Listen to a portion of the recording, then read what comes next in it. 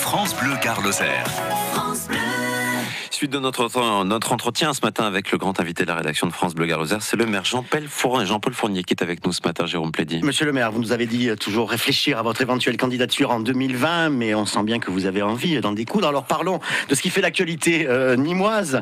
L'eau, tout d'abord. Yvan Lachaud propose aux élus de Nîmes Métropole de remplacer la SOR par Veolia, et vous avez dénoncé un manque de transparence. Qu'est-ce que vous craignez finalement ? Tout à fait, j'estime qu'effectivement la transparence n'a pas eu lieu puisque Monsieur le Président avait déjà dès le 3 janvier annoncé aux deux sociétés qui n'étaient pas retenues alors que les commissions n'avaient pas eu lieu, que le bureau n'a pas encore tranché et que le 23 janvier, le Conseil communautaire devra trancher. Donc, et que pourrait cacher cette transparence, ce manque de transparence ? Je sais pas, mais enfin, c'est quand même bizarre qu'effectivement, il semblerait, d'après les chiffres que j'ai, que Veolia ne soit pas le mieux placé en prix et dans les qualités qu'il propose.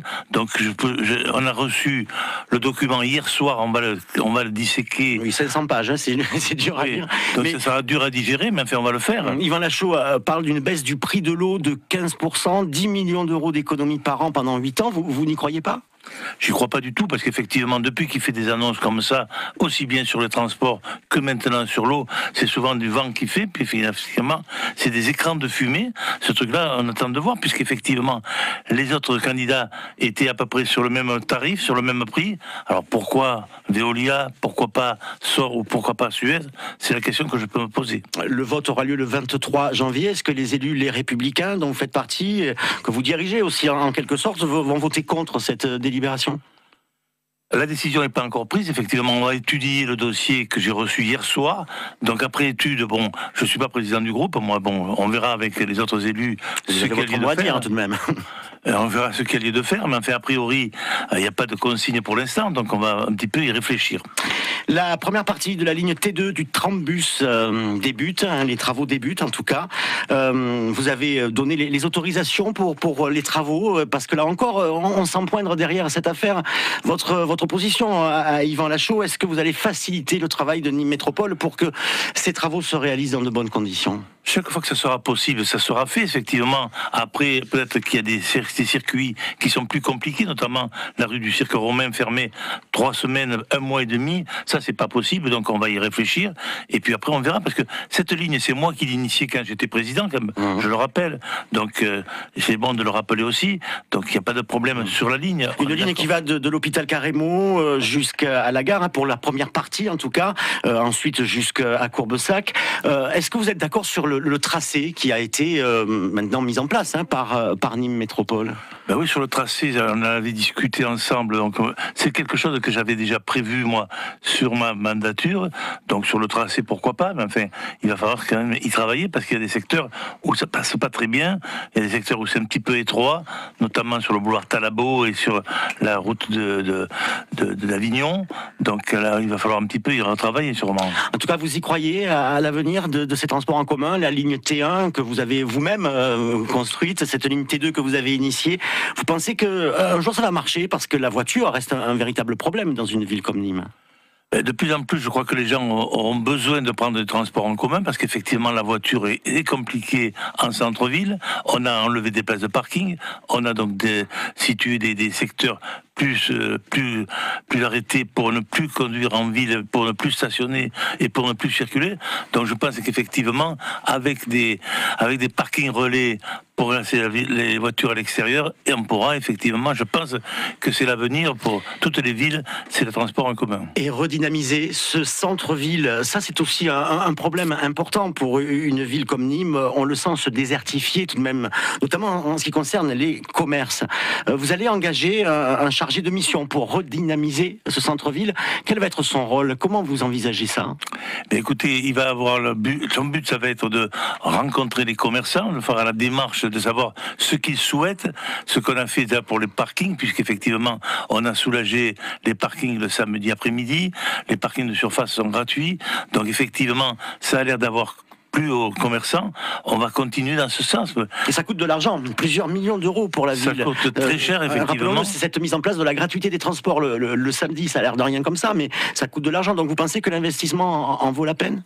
Écoutez, on a tout fait pour... Moi, je suis tout à fait favorable au commerce en centre-ville, puisqu'effectivement, le commerce se désertifie. C'est pas qu'Annie, mais je crois que c'est dans toutes les villes, effectivement, aujourd'hui, qu'il y a ce problème.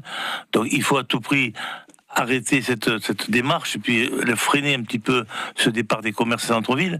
Donc on le fait avec les parkings, on le fait avec la circulation, on le fait avec la qualité des supports qu'on met en place sur le centre-ville. Monsieur le maire, vous avez aussi quand même favorisé l'implantation de surfaces commerciales à l'extérieur de la ville. Vous n'y êtes pas étranger tout de même.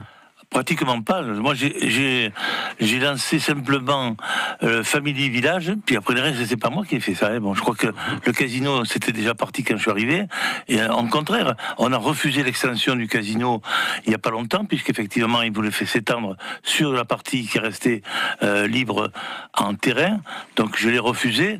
Donc, au contraire, aujourd'hui, j'ai plutôt arrêté cette fuite. Et vous y croyez à l'avenir commercial du centre-ville de Nîmes? On le voit, la coupole, les travaux sont enfin terminés. Vous avez d'ailleurs tapé du poing sur la table. Vous pensez qu'un jour ou l'autre, on va arriver à redynamiser ce centre-ville nîmois qui, on voit beaucoup trop encore de magasins fermés? Oui, notamment dans la rue Général Perrier, pour ne citer que les magasins qui ferment, c'est quand même quelque chose de dramatique aujourd'hui. Beaucoup de magasins ferment parce que les loyers sont un peu chers. Il faudrait que les propriétaires fassent un effort de ce côté-là aussi, parce que effectivement, payer un loyer hors de prix sur la rue Général Perrier ou sur la Coupole, c'est un petit peu abusif. Ce que j'ai dit à Vivat, d'ailleurs, vous avez vu que la Fnac a renouvelé son contrat pour 10 ans. Ça a été annoncé ici même sur France Bleu Gard-Lozère hier matin. Oui, je crois que c'est important parce qu'effectivement, c'est un petit peu une locomotive, la Fnac. Donc, il va y avoir un nouveau commerce qui va s'installer, c'est Pizza Hut qui va s'installer sur le site. Coupole, ouais. Est-ce qu'il y aura d'autres commerces qui sont en piste? Je crois qu'ils sont en train de regarder 4 ou 5 commerces qui pourraient revenir en centre-ville. Je crois que c'est la démarche qu'il faut que nous fassions. Après l'échec de la première candidature de la ville à l'UNESCO, là nous parlons plutôt de tourisme, d'attraction de notre ville. Vous relancez la procédure pour 2021, mais cette fois uniquement pour la Maison Carrée. Ce n'est pas un peu réducteur?